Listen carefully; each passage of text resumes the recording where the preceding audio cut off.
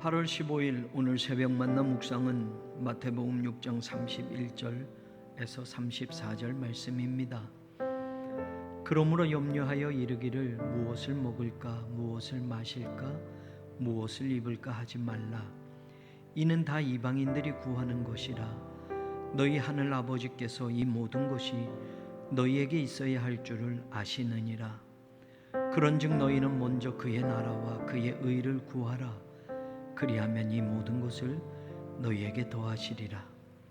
그러므로 내일 일을 위하여 염려하지 말라. 내일 일은 내일 염려할 것이요 한날의 괴로움은 그날로 족하니라. 예수님의 산상수훈 가운데 보물을 하늘에 쌓아두라는 신앙에 관한 말씀에서 오늘 말씀이 나오고 있습니다. 이 대목에서 두드러지게 많이 나오는 단어 하나가 있는데 바로 염려라는 단어입니다. 25절, 27절, 28절, 31절, 34절 모두 6회나 나옵니다.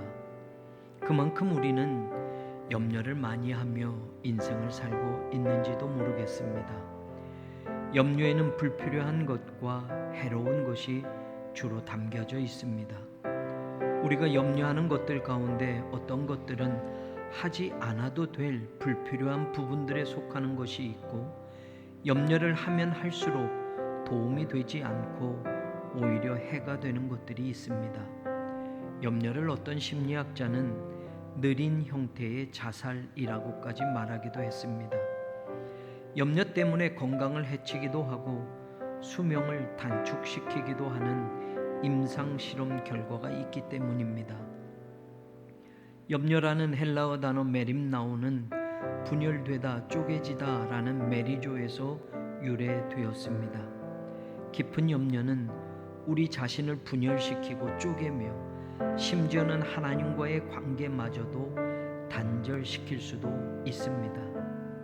누가복음 21장 34절에서 예수님은 마지막 때에 생활의 염려로 인해 마음이 둔하여지고 주님의 날이 덕과 같이 임할 수 있으니 조심하라고 말씀하셨습니다.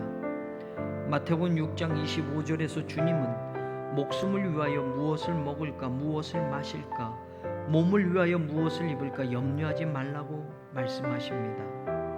공중의 새도 들의 풀도 기르고 먹이시고 입히시는 하나님께서 그것들보다 더 귀한 우리를 그냥 두시겠느냐 하시며 30절에서는 하물며 너희일까 보냐 라는 말씀으로 확신시켜 주시기도 했습니다.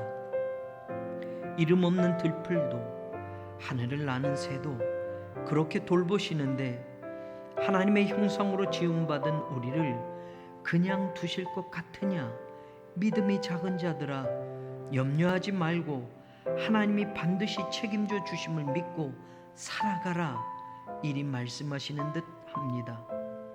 예수님의 제자 베드로는 베드로전서 5장 7절에서 너희 염려를 다 주께 맡겨 버리라고 가르칩니다. 따라서 산상수훈에서 하늘의 보물을 쌓는 신앙을 가진 하나님의 자녀들은 인생을 살아가는 삶의 내용에서 세상 것에 대한 염려를 내려놓고 먼저 하나님의 나라와 하나님의 의를 구하는 삶을 살아가야 함을 예수님은 가르치고자 하셨던 것입니다.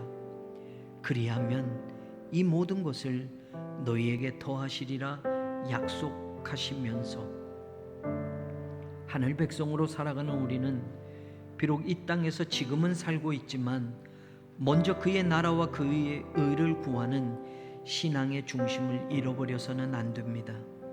그의 나라를 구하는 사람은 말씀의 의미처럼 하나님의 통치와 다스림을 나중에 천국 가서가 아니라 지금 이 땅에서부터 받고 살아가야 합니다.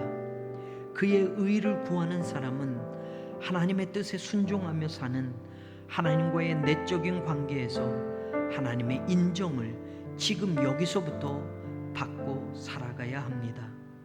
이 모든 것은 33절 먼저라는 단어 프로톤의 뜻처럼 우리 인생의 모든 삶의 모습에서 가장 우선으로 취해야 하는 삶이 되어야 합니다. 중세 교부 오리게는 이 구절을 이렇게 해석합니다. 가장 중요한 것을 추구하라. 그러면 너희에게 조그마한 것을 덤으로 주겠노라. 하늘의 것을 추구하라. 그러면 너희에게 세상의 것도 덤으로 주겠노라. 저는 우리 교회의 모든 교우들이 생활의 염려와 인생의 염려 모두를 주님께 맡기며 먼저 하나님의 나라와 의를 구하며 살아가기를 원합니다. 우리 인생의 모든 부족함과 우리 가정의 모든 필요가 덤으로 주시는 하나님의 은총 속에 충만하게 채워지게 되는 것을 실제로 경험하며 살아가기를 소망합니다. 주님, 염려를 내려놓고 하나님의 나라와 하나님의 의를 구하며 거룩한 주일 아침을 시작합니다.